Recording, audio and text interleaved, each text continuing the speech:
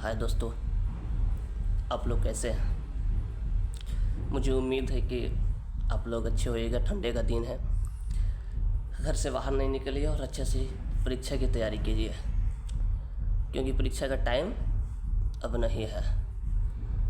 अब मात्र आज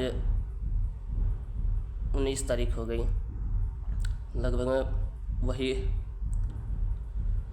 20-22 दिन और बची है। इसलिए आप लोग अच्छे से रहिए, अपनी सेहत का बिल्कुल ध्यान रखिए और तैयारी कीजिए। ऐसा ना हो कि तबीयत ख़राब हो जाए, फिर तैयारी आपकी ना हो पाए और फिर एग्ज़ाम गड़बड़ा जाए। इसलिए आप लोग अपने घर में रहिए, अपने पूरी सेफ्टी में रहिए ताकि कुछ ना हो। आइए, हम उर्दू में आवेदन पत्र लिखने का सिखाए थे, मैंने वीडियो भी डाल दिया इसी चैनल पे। अब बारी आई हिंदी की, तो हिंदी में आवेदन पत्र कैसे लिखा जाता है, इसमें कैसे कैसे लिखा जाता है, हम आपको इस वीडियो में ज़रूर बताएंगे। वीडियो को स्टार्ट करने से पहले एक बात कहेंगे कि आप लोग चैनल को सब्सक्राइब कीजिए, वीडियो को लाइक कीजिए और शेयर कीजिए, ताकि जो बच्चे मैट्रिक एग्ज़ाम देने वाले होंगे, इंटर की एग्ज़ाम देने वाले होंगे, उनकी विषय हिंदी होगी, तो उसमें वो आवेदन पत्र लिखने का तरीका सीख जाए। चलिए, मेरा जो आज का प्रश्न है वो है कि हिंदी में आवेदन पत्र कैसे लिखें। ठीक है, तो हम वीडियो को शुरू करते हैं कि हिंदी में आवेदन पत्र कैसे लिखा जाता है, फिर इसमें क्या कैसे क्वेश्चन आता है, उसमें कैसे कैसे लिखा जाता है, क्या क्या है। हम आइए वीडियो को शुरू करते हैं, फिर आपको हम लिखने का तरीका बताते हैं। चलिए, मेरा क्वेश्चन दो क्वेश्चन था। एक क्वेश्चन का इधर थोड़ा कट गया है, तो मैंने दूसरा क्वेश्चन उसको डाल दिया कि अपने स्कूल के प्रधानाध्यापक के पास आवेदन पत्र लिखे जिसमें परीक्षा शुल्क माफ़ करने को कहे, जिसमें परीक्षा शुल्क माफ़ करने को कहे। ठीक है, परीक्षा शुल्क यानी उर्दू में उसको बोले तो इम्तहान फीस, जो परीक्षा का फीस होता है उसको माफ़ करने के लिए अपने हेडमास्टर के पास पत्र लिखना है। और यह पत्र कैसे लिखेंगे, आइए आपको हम वो भी बताएं। चलिए शुरू करते हैं। ये प्रश्न थी, हमने प्रश्न को बताया और प्रश्न के बाद हमने उस चीज़ को अब शुरू करें। देखिए,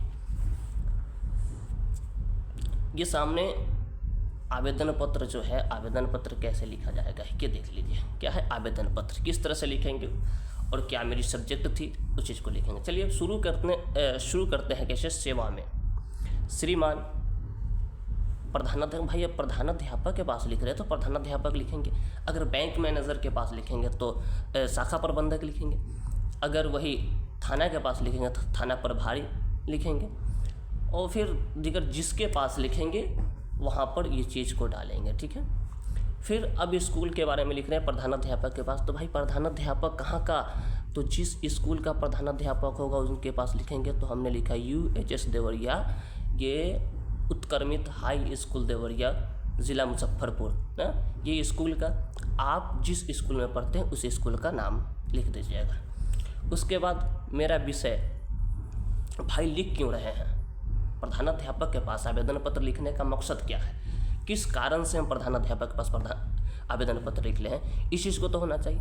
तो हम किस लिए लिख रहे हैं, फिर से आप क्वेश्चन की तरफ आपको ले जाते हैं कि हमने क्यों लिखा प्रधानाध्यापक, किस लिए लिख रहे हैं। तो किस लिए, जिसमें परीक्षा शुल्क क्या है, परीक्षा शुल्क माफ़ करने को है, माफ़ करने को कहना है। तो फिर माफ़ करने के लिए अगर जब कहना है तो हम यहाँ पर विषय क्या डालें, परीक्षा शुल्क माफ़ करने के संबंध में। ठीक है, क्या विषय हो गया, परीक्षा शुल्क माफ़ करने के लिए संबंध में। अगर आ जाए कि छुट्टी के संबंध में, छुट्टी मांगने के लिए या दिगर कोई भी चीज़ के लिए अगर आ जाए तो आप यहाँ पर इस चीज़ को भूलिएगा नहीं, लिख दीजिएगा। ठीक है, अब आगे क्या है, अब आगे स्टार्ट करके महाशय लिखेंगे। एक एक शब्द को समझिएगा। ठीक है, महाशय, सविनय निवेदन है कि मैं आपके स्कूल का वर्ग 10 का छात्र या छात्रा, लड़की होगी जो छात्रा और लड़का होगा जो छात्र लिखेगा। ठीक है, तो किस आपके स्कूल के वर्ग 10 का छात्र या छात्रा हूँ। कहना यह है कि मैं एक गरीब परिवार से हूँ। किस परिवार से हूँ? गरीब परिवार से। भाई गरीब परिवार से नहीं होंगे तो फिर परीक्षा शुल्क माफ़ क्यों कराएंगे? जब हम अंबानी के परिवार से होंगे तो फिर परीक्षा शुल्क माफ़ क्यों कराएंगे? हम गरीब परिवार से है, मेरी वो क्षमता नहीं है कि जो परीक्षा का फीस है उस फीस को हम जमा कर सकें। ठीक है, आगे मेरे पिताजी की मासिक आय यानी उनकी महीना जो है, महीना का आय जो है, उनकी जो सैलरी है वो बहुत ही कम है, एकदम बहुत ही कम, ना कि बराबर में उनकी सैलरी है। क्या है? एकदम ना कि बराबर में, एकदम कम है। और घर क्या है? और घर का खर्च बहुत ज़्यादा है। क्या है? घर का खर्च बहुत ज़्यादा है। इस कारण से मैं स्कूल का परीक्षा शुल्क जमा नहीं कर सकता या नहीं कर सकती हूँ। ठीक है, जो लड़का होगा सकता लिखेगा, जो लड़की होगी वो सकती लिखेंगे।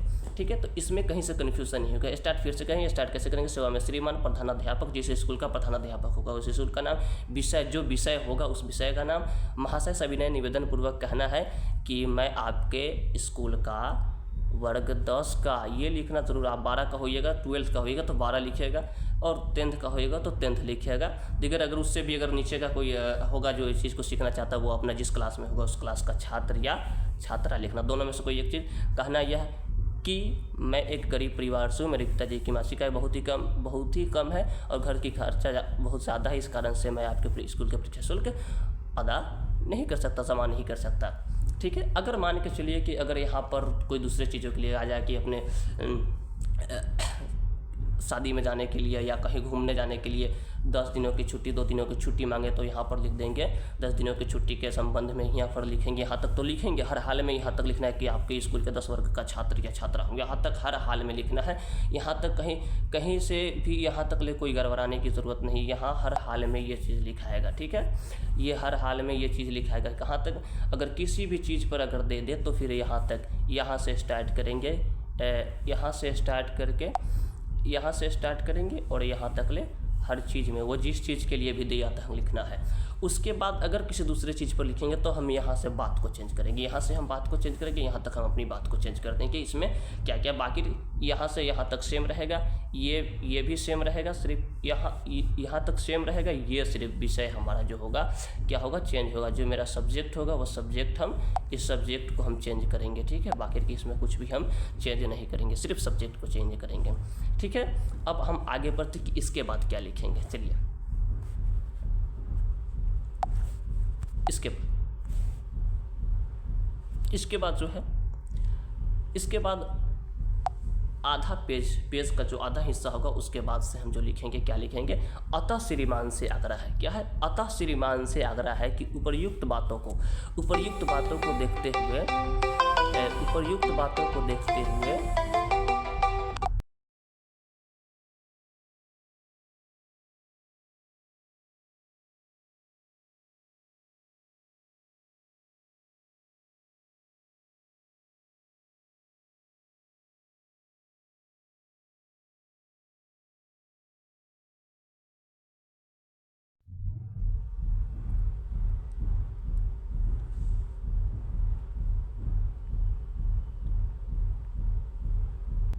तो उसके बीच वाले हिस्सा से क्या लिखेंगे? अतः श्रीमान से आग्रह है कि उपर्युक्त बातों को देखते हुए मेरे परीक्षा शुल्क माफ़ कर दे जाए ताकि मैं परीक्षा दे सकूं और आगे की पढ़ाई कर सकूं। इसके लिए मैं श्रीमान का सदा आभारी रहूँगा। फिर लड़की होगी तो वो रहूँगी लिखेंगे। ठीक है, इतना तो इसको लिखना। जिस बात को जैसा उस पर ऊपर लिखेंगे उसी बात को यहाँ लिखेंगे। उपर्युक्त बातों को यानी सामने की बातों को देखते हुए ऊपर की बातों को देखिए। और मुझे जो चीज़ के लिए परीक्षा तो परीक्षा शुल्क माफ़ कर दी जाए, घूमने जाना है तो छुट्टी दी जाए, ताकि जो कुछ भी हो आप उस चीज़ को लिख दें। यहाँ इस तरह से बना देना है। यहाँ पर क्या है? आपका विश्वासी छात्र ना। यहाँ पर आप लोग सोचते हुएगा कि यहाँ पर लिखाता है आपका आज्ञाकारी छात्र। मेरे भाई, अब कोई छात्र आज्ञाकारी नहीं रहा ना। पहले के समय में ना गुरु का आज्ञा मानता था सब ना। गुरु अगर कोई चीज़ की आज्ञा कर दे कि ये करना है तो वो चीज़ को करता है। लेकिन आजकल के समय में आज्ञाकारी नहीं। आप अगर चाहे तो आप लिख सकते हैं, बट अगर नहीं तो फिर आपका विश्वासी छात्र या छात्रा लिख सकते हैं, नाम लिख सकते हैं और वर्ग लिख सकते हैं, क्रमांक लिख सकते हैं, फिर वहाँ पर डेट डालकर इस तरह से पूरा फिनिश हो गया। ठीक है, इस तरह से आवेदन पत्र लिखा जाता है। अगर कोई और चीज़ पर भी दे दे तो आवेदन पत्र लिख दीजिएगा। ठीक है, जैसा भी हो उस तरह से आप लिखिएगा। जिस चीज़ पर दे पैटर्न यही रहेगा, सिर्फ सब्जेक्ट चेंज होगा, बाकी का सब सेम रहेगा। ठीक है, थोड़ी बात भी नीचे चेंज होगी जो बात पर देगा।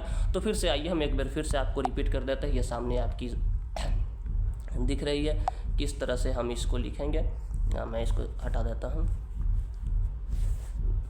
तो फिर इसी तरह से आप ये स्टार्ट कीजिएगा, जैसा जैसे लिखना है। किसी अदर चीज़ पर होगी तो सिर्फ यह सब्जेक्ट चेंज करना है, बाकी कर कुछ नहीं चेंज कर। दूसरे चीज़ पर देगा तो यहाँ पर सब्जेक्ट आप चेंज कर दीजिएगा, सब्जेक्ट के अलावा कोई दूसरा चीज़ चेंज नहीं करना है, या सब्जेक्ट चेंज करना है। बाकी की इसमें यहाँ तक सेम लिखकर इसके बाद जो होगा इसमें बाद में चेंजिंग करेगी। उसके बाद का जो होगा ये वाला लिखेंगे आधा पेज से। उसके बाद ये मेरा मुकम्मल हो गया। ये पूरी बोर्ड में 5 नंबर का पूछता है, तो आप ऐसा कीजिए कि 5 नंबर ना छूटे हिंदी में।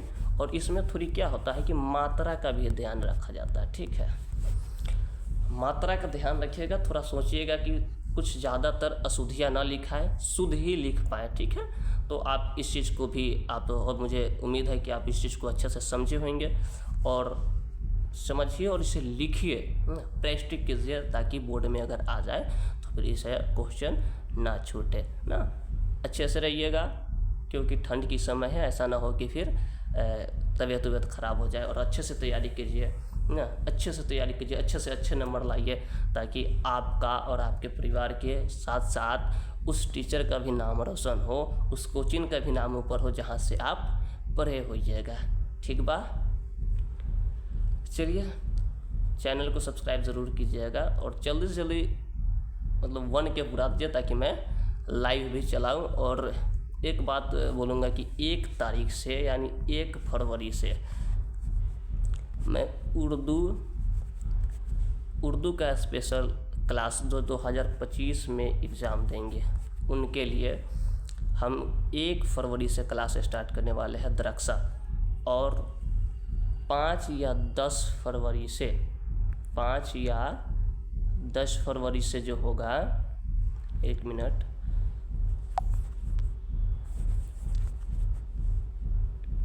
पाँच या 10 फरवरी से साइंस का क्लास यानी बायोलॉजी का क्लास चलेगा इसी चैनल पर। तो आप इस चैनल को सब्सक्राइब कीजिए, ताकि जो भी वीडियो बनाकर डालें तो आप तक पहुंच जाए वो वीडियो, और आप उस वीडियो को देखकर आप अपनी तैयारी बिल्कुल कर सकेंगे। चलिए धन्यवाद। वीडियो को लाइक और शेयर ज़रूर कीजिएगा अपने दोस्तों के साथ, ताकि